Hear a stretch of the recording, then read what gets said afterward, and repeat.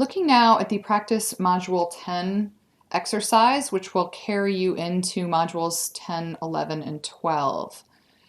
Beginning with the SBP weight data, you should have already coded your race to be 2 categories, from multi-categories to Caucasian and other. And you should have also already set a formula for high blood pressure at baseline being greater than or equal to 130. So to complete the table, there are multiple ways. The first thing you want to do, as you want to do with every data set, is begin by doing analyze distribution. And in this case, we have age at baseline. We'd want the race 2 categories. We want smoking current. We want weight at baseline. We want systolic blood pressure at baseline. And we'd like to look at the high systolic blood pressure at baseline. And simply press OK. And then the statistics that you get for distribution, for race, I have these set up as horizontal, so it might look a little bit different from you, but the results are the same. All of these results will go into your overall category. Then to get the characteristics by gender, you can do this in a couple of different ways. You can again go back to analyze distribution and do all of the values and then put gender in the by option, and that will give you a distribution for each gender. You can also go into the table's summary menu. For example, we'll look at age and say I want the mean and standard deviation of age, and I want to do it by gender, and press OK. And you can see here that it gives me that there are 172 females and 68 males. So I would type that in here, males 68 and females 172. And then for age here, it would be 36.8 with a standard deviation of 9.5. And then for males, similarly, 39.8 and a standard deviation of 9.4. And then you'd have your overall. For race, you could simply do also another option is to simply go ahead and fit your fit Y by X. So put your race as your Y and your gender as your X and press OK. And here then you can see that of Caucasians, so I want to look at of Caucasians, what's my percentage male and what's my percentage female. And so in this case, you'd want to look at your column percentage.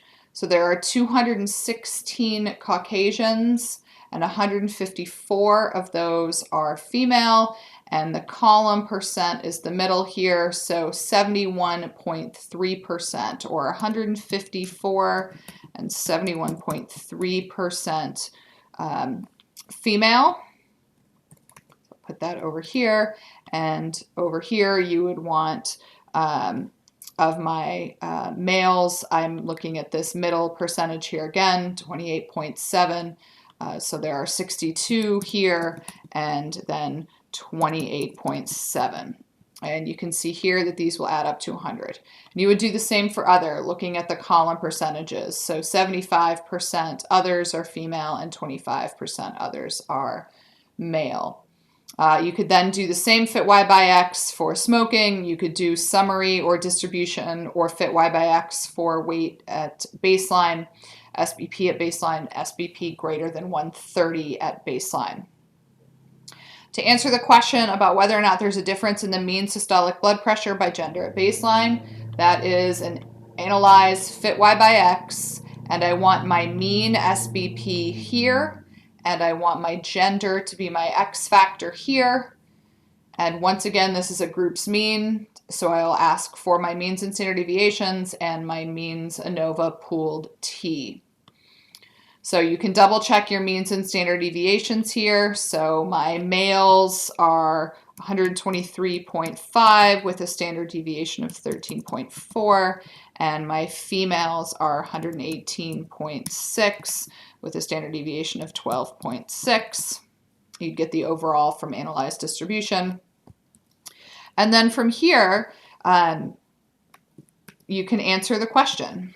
So again, remember, our null hypothesis would be that there's no difference between gender SBPs at baseline, and our alternative is that there is. We can look here at our p-value for this particular test, which is the two-sided test. And so that's our p-value of 0.0086. So you can simply write a sentence or two sentences here. You could say something along the lines of the mean SD systolic blood pressure at baseline in this cohort is, and then you would do your overall mean SBP. So let's go ahead and grab that, analyze distribution, SBP baseline, and I can pull the mean there, which actually turns out to be 120, but you want to do 120.0 with the standard deviation of 13.0. And there is a statistically significant difference in mean SBP by gender. And males, we have, let's go back to our fit y by x again.